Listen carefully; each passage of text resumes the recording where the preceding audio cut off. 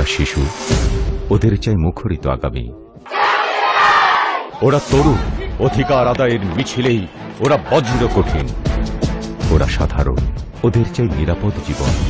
ওরা বাঙালি, ওরা লড়াই করে অবিরাম মা, মাটি আর মানুষের জন্যে।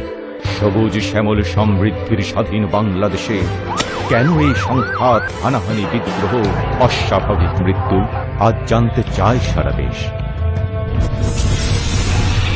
দৈনিক জানতে চায় দেশ।